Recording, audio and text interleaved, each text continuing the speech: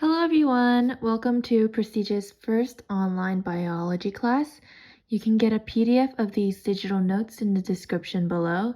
Today we are going to dive into biochemistry, specifically atomic structure, bonding, intermolecular attractions, the characteristics of water, and lastly pH. In our next lesson we're going to discuss macromolecules. To begin, the atom is the most fundamental level of organization on Earth. All matter in the universe is composed of these atoms. These atoms are then composed of subatomic particles called protons, neutrons, and electrons. You can see from this table that protons are known to have a positive 1 charge and electrons have a negative 1 charge, while neutrons have no charge at all. These charges have a great influence in the chemical properties of different elements. Next, you can see that the protons and neutrons are located in the nucleus or the center of the atom, and electrons are located outside of the nucleus. In fact, it constantly orbits the nucleus in the electron cloud. Furthermore, protons and neutrons are bigger in size than electrons, therefore has a larger mass. Now, if I scroll along, there are some essential things to know about atoms. First, an atom in the elemental state or ground state configuration always has a neutral charge because the number of protons, which has a positive 1 charge, equals the number of electrons, which has a negative 1 charge. Therefore, 0 charge. Second, it is important to know that electron configuration is essential because it determines how a particular atom will react with atoms of different elements. Third, electrons in the lowest available energy level are said to be in the ground state. Finally, when an atom absorbs energy, its electrons move to a higher energy level. The atom is then said to be in the excited state. An example to help picture ground state and excited state is photosynthesis. In photosynthesis, chlorophyll molecules absorb light energy, which then boosts electrons to higher energy levels, therefore making it in the excited state. These excited electrons provide energy to make sugar as they return to their ground state and release the energy they absorb. You can visualize this in the graphic below, where you can see how ground state and excited state are illustrated in correspondence to energy. Next, I want to preface isotopes, which are atoms of one element that vary in the number of neutrons in the nucleus. Therefore, they are chemically identical because they have the same number of electrons and protons. A prime example is carbon-12 and carbon-14. The numbers illustrate the element's atomic mass. These isotopes are chemically identical since they both have 6 protons and 6 electrons, only differing in the number of neutrons, as carbon-12 has 6 neutrons while carbon-14 has 8 neutrons. Something important to note is also radioisotopes, which are exactly what it's called. It is radioactive isotopes. In fact, carbon-14 is a radioisotope. The nuclei of radioisotopes emit particles and decay at a known rate called half-life. Radioisotopes have a significant role in measuring the age of fossils or to estimate the age of the Earth. Radioisotopes also play a critical role in the medical field as tracers, which are radioactive isotopes or radioisotopes that are used to track metabolic pathways and create a medical diagnosis. A prime example of a tracer is radioactive iodine, also known as I-131, which can be used to both diagnose and treat certain diseases of the thyroid gland by highlighting abnormalities. Moving on to the next page, let's start talking about bonding. So to begin, the definition of a bond is a lasting attraction between atoms, ions, or molecules that enables the formation of chemical compounds. A bond is formed when two atomic nuclei attract the same electron, or electrons. So energy is released when a bond is formed, which means it's exothermic, and on the other hand, energy is absorbed when bonds are broken, which means it's endothermic. This is because bonds are formed to achieve stability and in order to acquire a completed outer shell. Therefore, they really want to be bonded, making it release energy. There are two main types of bonds, covalent and ionic. An ionic bond is a bond that forms when electrons are transferred. The word ion in ionic bond is an atom or molecule that carries a charge, positive or negative. Two important vocabulary words when discussing ions is anion and cation. An anion is an atom that gained electrons. On the other hand, a cation is an atom that lost electrons. So next, let's discuss covalent bonds. Covalent bonds are bonds that are formed when atoms share electrons, which results in a molecule. Something important to note are single covalent bonds, double covalent bonds, and triple covalent bonds. A single covalent bond results when two atoms share one pair of electrons, meaning 2 electrons. A double covalent bond results when two atoms share 2 pairs of electrons. A triple covalent bond results when two atoms share 3 pairs of electrons.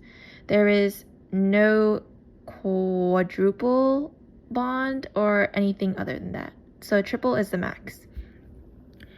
There are two different types of covalent bonds, nonpolar and polar. There's something very important to note about covalent bonds. There are in fact two different types of covalent bonds, nonpolar and polar. First, nonpolar covalent bonds are bonds where electrons are shared equally. These are usually formed between any two atoms that are alike, but not necessarily all the time, just the prime example. An example of nonpolar bonds are diatomic elements such as hydrogen and oxygen. Second, polar covalent bonds are bonds where electrons are shared unequally and usually formed between any two atoms that are different. A prime example is water and carbon dioxide. An important thing to note, which I will discuss later when we discuss characteristics of water, is that since water is polar, other polar molecules dissolve in water, since like dissolves like. These polar molecules are described to be hydrophilic, meaning water-loving. On the other hand, nonpolar molecules are hydrophobic, meaning water-hating. Moving on to the next page, let's talk about intermolecular attraction or forces. I'm going to discuss the three main types of IMFs: hydrogen bonding, dipole-dipole attractions, and van der Waals forces. Intermolecular attractions exist between molecules and are much weaker than bonds, also known as intramolecular attraction. However, they are still very important because they determine the physical properties of molecules like their boiling point, melting point, density, and enthalpies of fusion and vaporization. First, the strongest forces out of these three are hydrogen bonds. The name is a little confusing because it isn't quite a bond as it is more of a force or attraction. A hydrogen bond is a special type of dipole-dipole interaction that occurs specifically between a hydrogen atom bonded to either an oxygen, nitrogen, or fluorine atom. The partially positive end of hydrogen is attracted to the partially negative end of oxygen, nitrogen, or fluorine of another molecule. The partially positive end of hydrogen is attracted to the partially negative end of oxygen, nitrogen, or fluorine of another molecule. Hydrogen bonding is a relatively strong force of attraction between molecules, and considerable energy is required to break hydrogen bonds. Hydrogen bonding plays an important role in biology. For example, hydrogen bonds are responsible for holding nucleotide bases together in DNA and RNA. Hydrogen bonding is also what keeps water molecules to stick together, illustrated in the picture down below. This explains the exceptionally high boiling point and melting point of compounds such as water, which I'll explain later when we discuss the characteristics of water.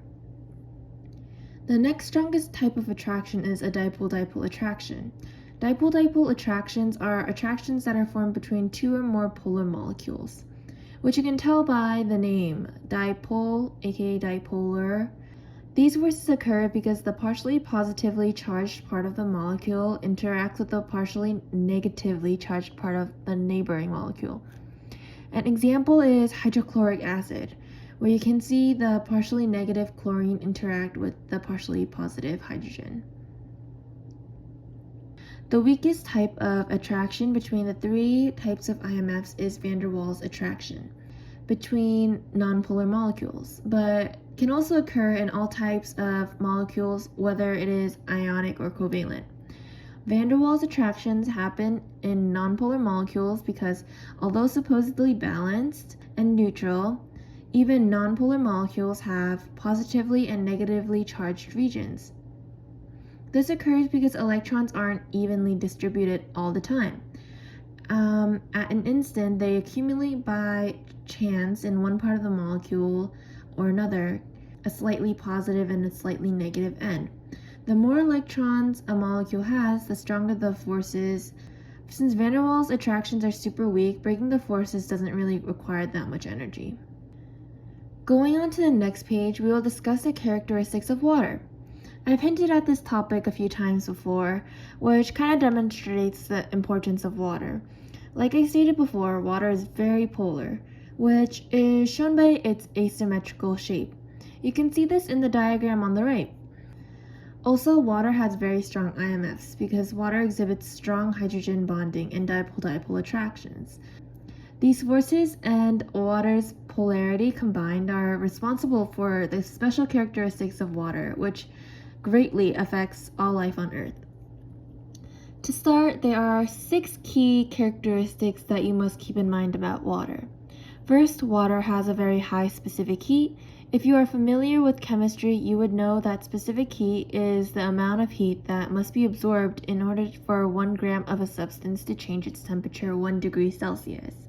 This is displayed by large bodies of water like the ocean can absorb a lot of heat and resist large changes in temperature, providing a stable environment for the organisms that live in them.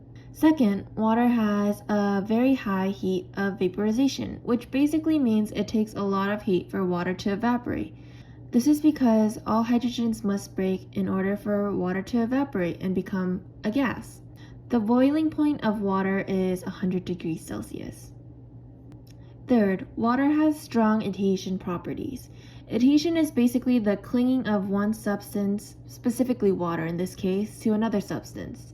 An example of adhesion is how water sticks to a plant in order to carry the water from the roots of the plant to the leaves. Fourth, water exhibits strong cohesion tension. Cohesion is basically when molecules of water stick to other molecules of water. This is displayed when you see the surface of water.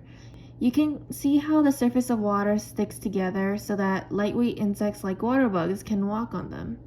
You can also see this when you drop something in water and it causes a ripple effect. This is called surface tension. Fifth, water is known to be a universal solvent.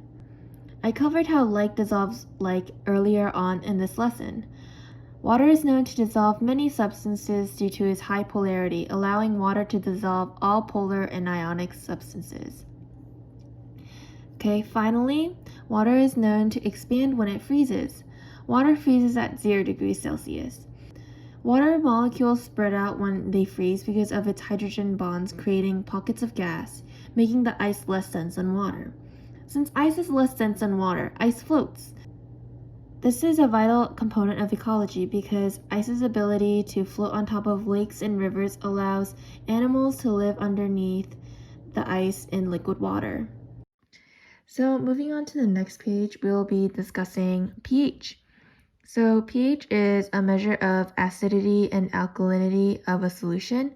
You get the pH by the negative logarithm of the hydrogen ion concentration in moles per liter. Um, Looking at the figure down below, you can see how anything below 7 is acidic, which means it's an acid, and anything above 7 is basic, meaning it's an alkaline or a base. So you might be wondering, what is 7? So 7 is when it is neutral. An example of a substance with a neutral pH is water. Something to keep in mind for any bio exam is that a solution of pH 1 is 10 times more acidic than a solution of a pH of 2. You can kind of see the pattern with the figure on the right. So we discussed how 7 means neutral pH. It is vital for the internal pH of most living cells to be very close to 7. Even a slight change in pH can be very harmful, so biological systems regulate their pH through the presence of buffers. A buffer is basically a substance that resists changes in pH by absorbing excess hydrogen ions or donating hydrogen ions when there are too few. A key example of a buffer is bicarbonate ion, HCO3-. It is a very important buffer that exists in human blood. It makes sure that your blood stays at a constant pH and does not fluctuate too much. Thank you so much for participating in this biology lesson. If you have any feedback, just let me know down in the comment section below. I hope I see you next week. Thank you.